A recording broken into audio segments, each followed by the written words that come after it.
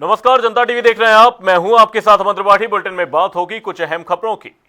चंडीगढ़ में राष्ट्रमंडल संसदीय संघ सीपीए इंडिया रीजन जोन 2 के 3 दिवसीय सम्मेलन का आगाज हो गया है। हरियाणा विधानसभा में आयोजित सम्मेलन का उद्घाटन लोकसभा अध्यक्ष ओम बिरला ने किया। सम्मेलन में मुख्यमंत्री, नायब सैनिक, स्पीकर हरविंद्र कल्याण, साथ ही देश के कई राज्यों और केंद्र शासित प्रदेशों के विधानसभा अध्यक्ष, उपाध्यक्ष, विधायक और संसदीय प्रतिनिधि भाग ले रहे हैं।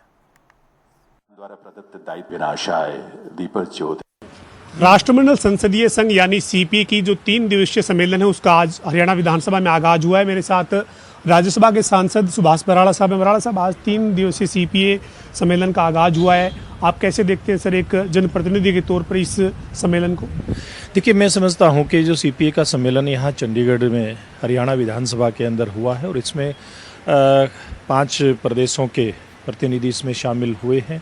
कुछ अन्य प्रदेशों के भी स्पीकर, डिप्टी स्पीकर, अन्य अधिकारीगण इसमें आए हैं और इस कार्यक्रम में लोकसभा के स्पीकर ओम बिरला जी का मार्गदर्शन भी इसमें आज भी इनॉग्रेशन सेशन में हुआ है, कल भी इसके अंदर होगा। तो निश्चित रूप से ये हर प्रदेश की विधानसभा की जो कार्यशैली है उसमें और गति किस प्रकार से आए, तेजी उसमें किस प्रकार से आए, वर्तमान अपने अपने क्षेत्र के, अपने अपने प्रदेशों के विषयों के साथ साथ भविष्य को जो विज़न है उसको लेकर के चुने हुए प्रतिनिधि किस प्रकार से अपनी भूमिका निभाएं। यानी कि खास करके अगर बात करें भविष्य की, तो 2047 में देश के प्रधानमंत्री नरेंद्र मोदी जी का जो लक्ष्य है देश को विकसित राष्ट्रों की श्रेणी में लेकर के आना, वहाँ तक अपने अपने प्रदेशों को ले जा करके और कैसे विकसित राष्ट्र की श्रेणी में उनका संबंधित प्रदेश अपनी भूमिका निभाए, मैं समझता हूँ बहुत बड़ा उद्देश्य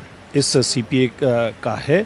और निश्चित रूप से जिस प्रकार की भागीदारी, जिस प्रकार का आज यहाँ पर इसका शुभारंभ हुआ है, ये अपनी अपनी भूमिका निभाने में सक्षम रहेंगे।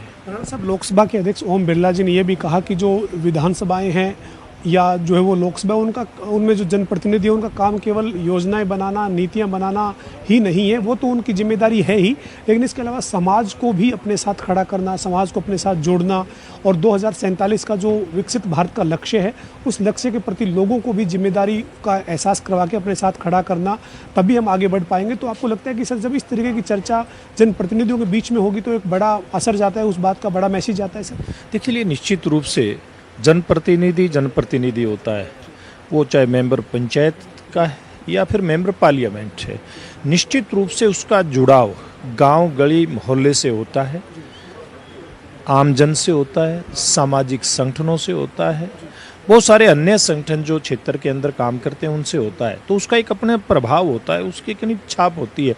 जब इस प्रकार का व्यक्ति, कोई चुना प्रतिनिधि अपनी बात कहता है और देश के भविष्य की बात करता है, तो आम आदमी उसकी बात को गौर से सुनता भी है और उस पर अमल भी करता है। तो निश्चित रूप से जो ओम बिरला जी ने जो बात कही है, ये भविष्य के लिए बड़ी अच्छी साबित होने वाली है बात। ये अंतिम सवाल है, हरियाणा को मेजबानी मिली है सर इस बार सीपीए इंडिया जोन 2 के इस सम्मेलन की, इसको आप कैसे देखते हैं? देखिए, निश्चित रूप से हरियाणा के लिए बड़े गौरव की बात है कि लोकसभा के माननीय अध्यक्ष भी आए हैं, राज्यसभा के उपाध्यक्ष हरिवंश जी भी आए हैं, अनेक प्रदेशों के प्रतिनिधि आए हैं।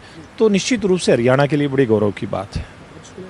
हमारे साथ हरियाणा के राज्यसभा सांसद सुभाष बराड़ा साहब थे, जो कह रहे हैं कि जो सीपीए का जो सम्मेलन है उसका आज शुभारंभ हुआ है। उनका यही कहना है कि इस तरीके के सम्मेलन से जो तमाम जो नीतियां जब बनती है तो उनको किस तरीके से एक जनप्रतिनिधि जो है वो उसमें अपनी भूमिका निभाता है, उस पर चर्चा होगी। और साथ ही साथ विकसित भारत जो है वो इस बार बड़ा एक लक्ष्य है, बड़ा एक विषय है इस सम्मेलन में चर्चा का, उसके ऊपर जो है वो चर्चा रहेगी।